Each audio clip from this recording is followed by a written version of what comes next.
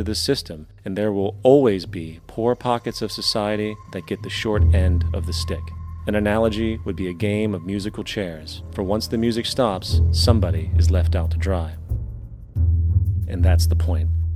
It invariably transfers true wealth from the individual to the banks. For if you are unable to pay for your mortgage, they will take your property. This is particularly enraging when you realize that not only is such a default inevitable due to the fractional reserve practice, but also because of the fact that the money that the bank loaned to you didn't even legally exist in the first place. In 1969, there was a Minnesota court case involving a man named Jerome Daly, who was challenging the foreclosure of his home by the bank which provided the loan to purchase it.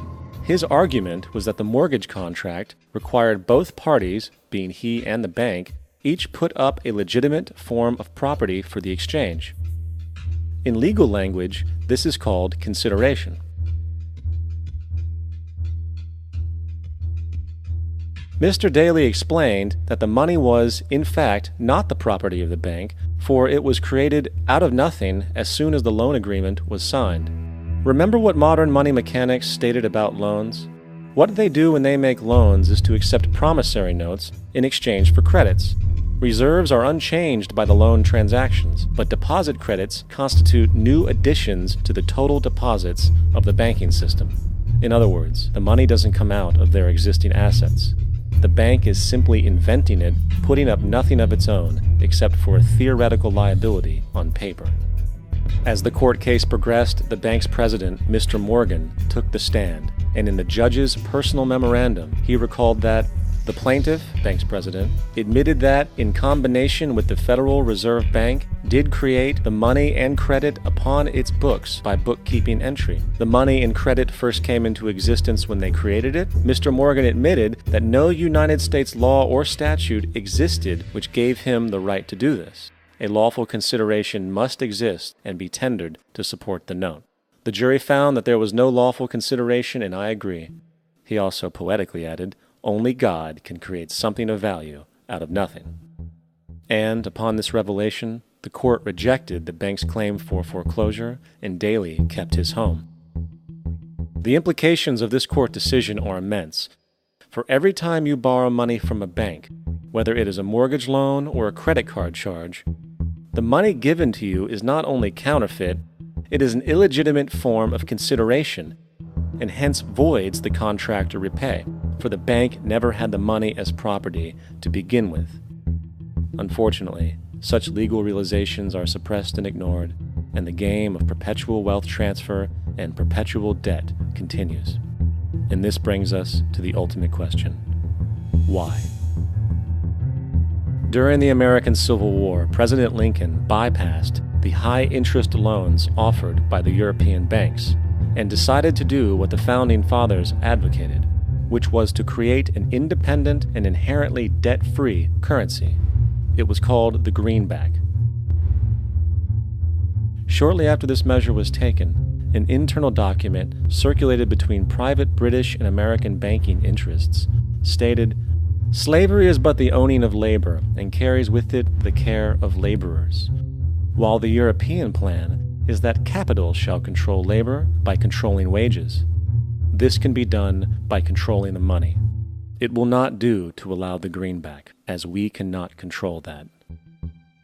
The fractional reserve policy perpetrated by the Federal Reserve, which has spread in practice to the great majority of banks in the world, is, in fact, a system of modern slavery. Think about it. Money is created out of debt. And what do people do when they are in debt? They submit to employment to pay it off. But if money can only be created out of loans, how can society ever be debt-free? It can't. And that's the point. And it is the fear of losing assets coupled with the struggle to keep up with the perpetual debt and inflation inherent in the system, compounded by the inescapable scarcity within the money supply itself, created by the interest that can never be repaid, that keeps the wage slave in line, running on the hamster wheel with millions of others, in effect powering an empire that truly benefits only the elite at the top of the pyramid.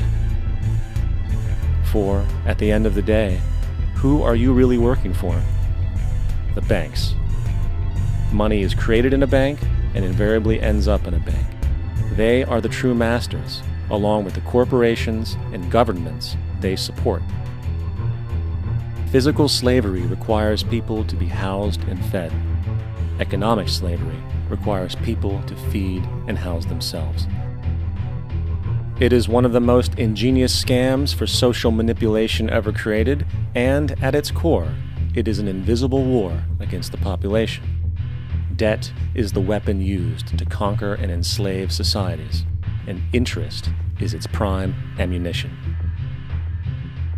And as the majority walks around oblivious to this reality, the banks, in collusion with governments and corporations, continue to perfect and expand their tactics of economic warfare, spawning new bases, such as the World Bank and International Monetary Fund, while also inventing a new type of soldier, the birth of the economic hitman.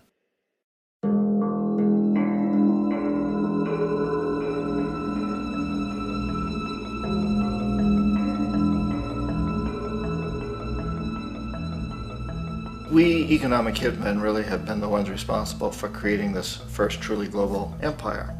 And we work many different ways.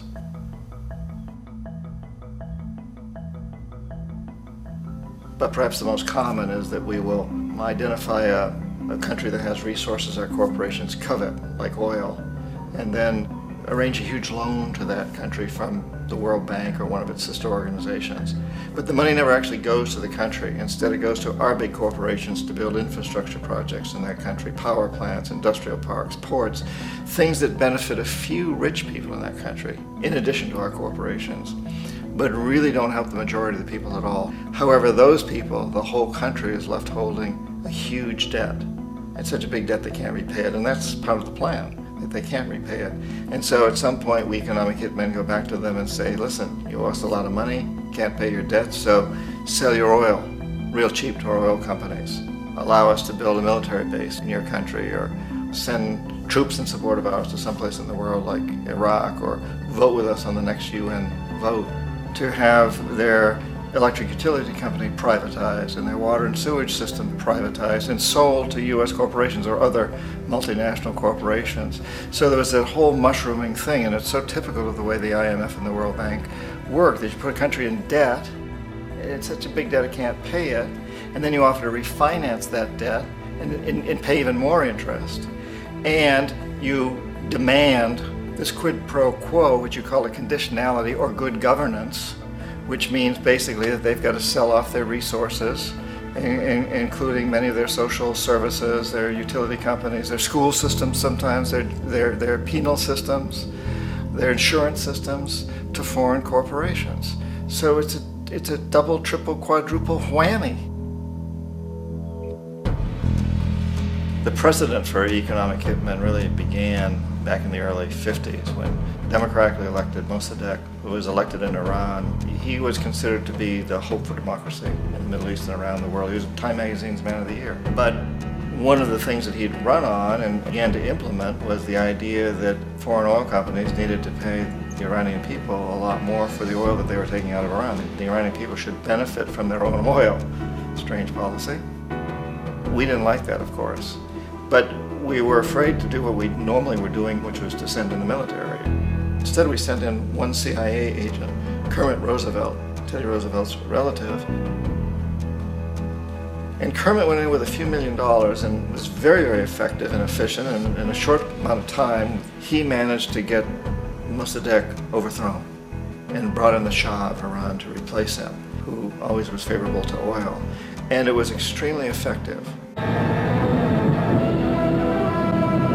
Mobs overflow Tehran.